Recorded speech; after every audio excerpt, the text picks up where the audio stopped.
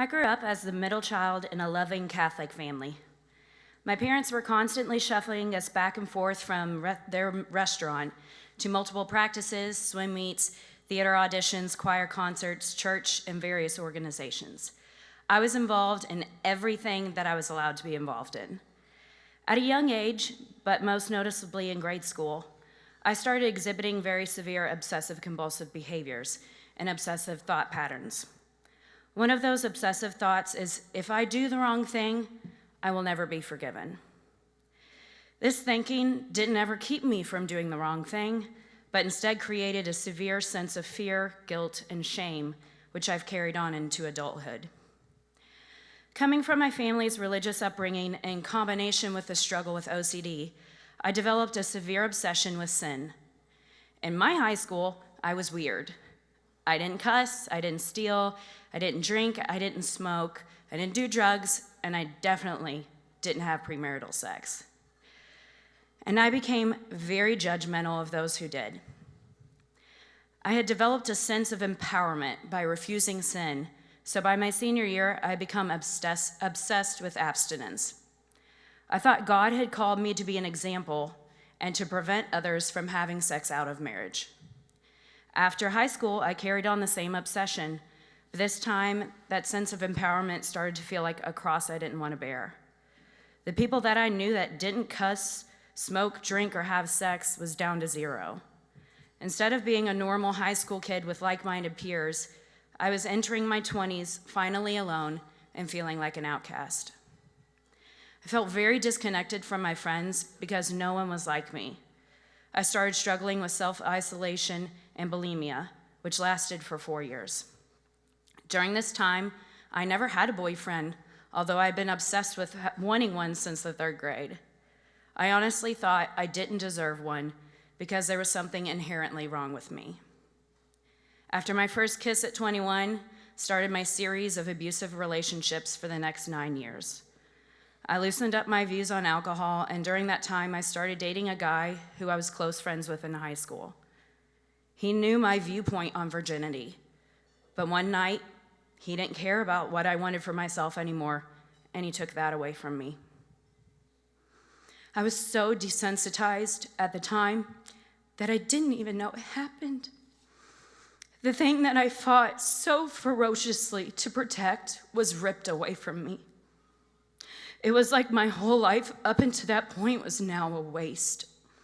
My mission couldn't be my mission anymore because I was a fraud. I broke up with that boyfriend and I gave up. I started drinking more regularly and I put people in my life that didn't need to be there. Shortly after that night, I met another guy that jealously insulted me the first time I met him. I dated him anyway. The relationship was riddled with verbal, mental, and emotional abuse, which I saw as being my fault because I was damaged goods. Very quickly into the relationship, I became pregnant. The one thing that I was not going to do in my life was have a child out of wedlock, and here I was. After reading the test, I instantly realized that I was about to be a single mother. I told him I was pregnant on my 24th birthday, and he reacted with rage, disappointment, resentment, and blamed me for the whole thing. He encouraged me to get an abortion, and when I said no, he flat out demanded it. The next day, I broke my parents' hearts when I told them I was pregnant. The fear of everyone being disappointed in me and God punishing me for my sin finally came true. After the shock died down, my mom encouraged me to check into St. Elizabeth's website. I told my mom I was not going to live there. I had a family and a home.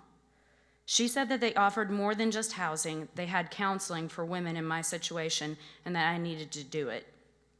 After putting it off for weeks, I finally called. I met my counselor, Sammy, in a tiny little office, which was where I learned to become an adult. She and I worked on accepting my pregnancy and the fear that comes with it, setting boundaries with my ex, and figuring out how I was going to financially, emotionally support my baby, and my game plan on raising my baby on my own. She mediated conversations throughout the pregnancy with my ex until he said he was officially stepping away for good. This was on my due date. I had experienced enough abuse throughout the pregnancy to see that it would not stop when the baby was here. My daughter deserved a father who was there because he wanted to be there, not because he felt a guilty obligation from his friends and family. So this was a gift. I gave birth to Ava Isabella LaGrange on Monday, March 26, 2012, during spring break, and I went back to school the following Monday. I was very fortunate that my instructors were very supportive and allowed Ava to come to school if needed. 6 weeks later, I walked across the stage with my bachelor's degree from IU Southeast. After having Ava came the real struggles.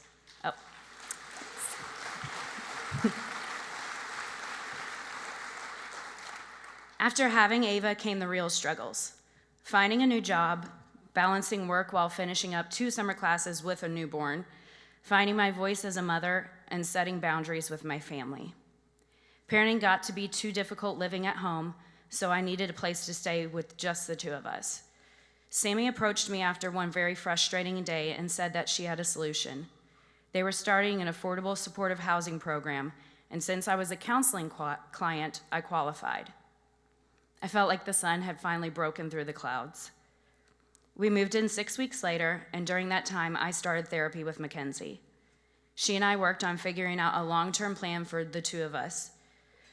Our little house was wonderful, but it was not meant to be a forever.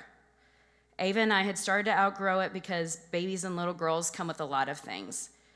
We decided that maybe it was time we started looking for something more permanent, so my parents helped me look into buying a house.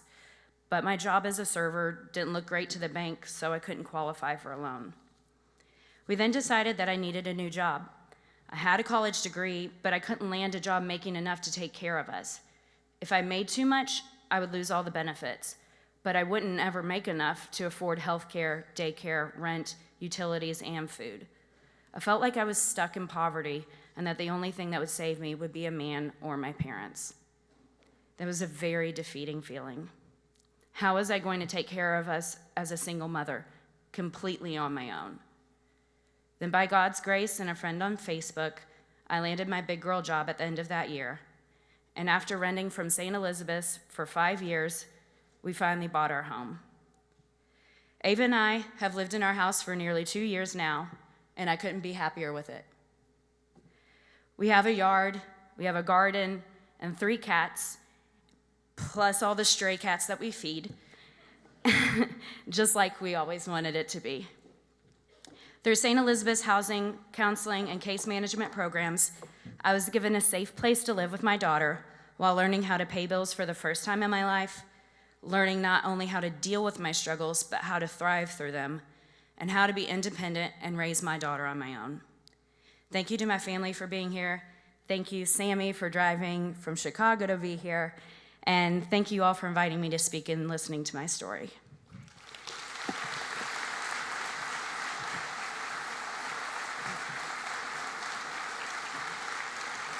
I just want to say one thing about Ava.